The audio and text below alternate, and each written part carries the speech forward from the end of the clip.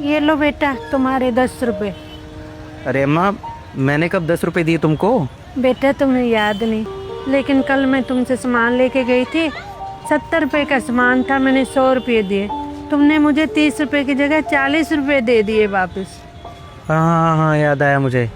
लेकिन अम्मा मुझे एक बात बताओ, कल तो 5 रुपए के ऊपर तुम इतनी चिक चिक कर रही थी, बात बात पे मुझसे बहस कर रही थी, मोल भाव कर रही थी, और अब तुम 10 रुपए वापस देने मुझे चली आई हो। बेटा मोल भाव करना तो मेरा हक है ना, और वैसे भी 5 रुपए मेरे लिए बहुत बड़ी चीज़ है। और कभी कभी तो 10 रुपए बचाने के चक्कर में मैं पैदल घर जाती हूँ। लेकिन बेटा मोल भाव करने के बाद कम पैसे देना तो बहुत बड़ा पाप है ना। अरे अम्मा, तुमने थोड़ी मुझे कम पैसे दिए थे, तुमने तो पैसे पूरे दिए थे ना। वो तो मैंने गलती से तुमको पैसे ज़्यादा वापस कर दिए। और कर भी दिए तो क्या हो गया, वैसे भी 5 रुपए के ऊपर तुम मुझसे चिक चिक कर रही थी, तो 10 रुपए फालतू ही तो मिले थे तुम्हें, और मुझे क्या ही फ़र्क पड़ जाना था 10 रुपए से।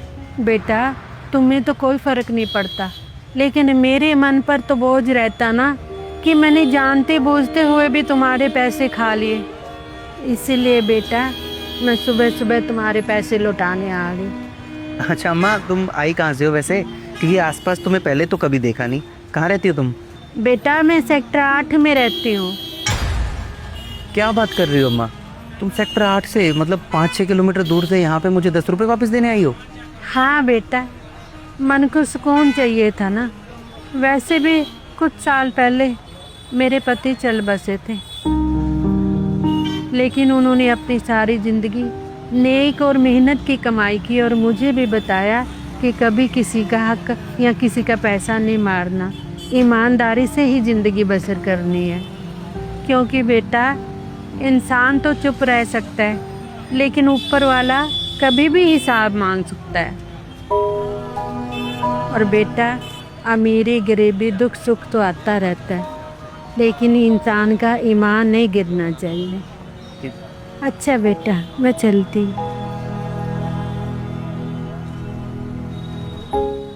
इंसान तो चुप रह सकता है, लेकिन ऊपर वाला कभी भी हिसाब मांग सकता है। नितेश, दुकान का ध्यान रख, मैं अभी आता हूँ। नमस्कार सेठ जी। अरे नमस्कार सिंह साहब, आज सुबह सुबह इतनी जल्दी मेरे घर पे? अरे कल तो मैंने आपका हिसाब कर दिया था ना। हाँ सेठ जी, हिसाब तो आपने पूरा कर दिया था, गलती मेरी तरफ से रह गई थी। कल जब मैंने हिसाब जोड़ा था ना, तो आपके गलती से मैंने 300 रुपये ज़्यादा जोड़ दिए थे। आपने भी अच्छे से देखा नहीं और मुझे पूरे पैसे देकर वापस आ गए। तो बस इसीलिए मैं आपको ये आपके 300 रुपये वापस करने आया था। अरे सिंह साहब, 300 रुपये के लिए इतना दूर मेरे घर पे आ गए आप सुबह सुबह? अरे अगली बार जब मैं आपसे मिलता तो हिसाब कर लेते। पहले मैंने भी यही सोचा था सेठ जी, लेकिन फिर मुझे किसी ने याद दिला दिया कि हम तो इंसान हैं, और इंसान तो हर बात भूल जाता है, लेकिन वो ऊपर वाला है ना, वो कभी भी हिसाब मांग सकता है। क्या पता कब उसका बुलावा आ जाए। तो इसलिए अपना हिसाब ना पूरा रखना चाहिए हमेशा। चलिए सेठ जी, मैं चलता हूँ। और इंसान तो हर बात भूल जाता है, लेकिन वो ऊपर वाला है ना, वो कभी भी हिसाब मांग सकता है। माता जी। हाँ बेटा, आप कौन? माता जी आप मुझे नहीं जानते, लेकिन अंकल जी मुझे जानते थे। दरअसल माता जी, वो अंकल के जाने से पहले मैंने उनसे कुछ पैसे उधार लिए थे, तो वही देने आया था। अच्छा बेटा, मुझे तो इस बारे में नहीं पता। हाँ जी माता जी, उनके और मेरे अलावा किसी को नहीं पता था ये सब। इसलिए माता जी, उनके जाने के बाद मेरे मन में लालच आ गया था, और मैं ये देना नहीं चाहता था। इसलिए मैंने इतने सालों से पैसे वापस नहीं दिए थे, लेकिन मैं आपकी आज अमानत आपको वापस देने आया हूँ। बेटा आज इतने साल बाद फिर कैसे?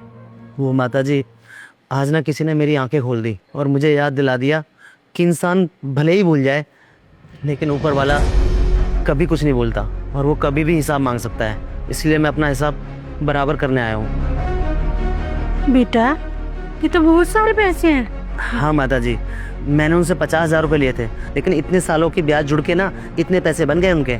इसलिए ये पैसे आप ही की अमानत है माता जी। बेटा तुमने ईमानदारी दिखाई, खुश रहो। ठीक है माता जी, मैं चलता हूँ।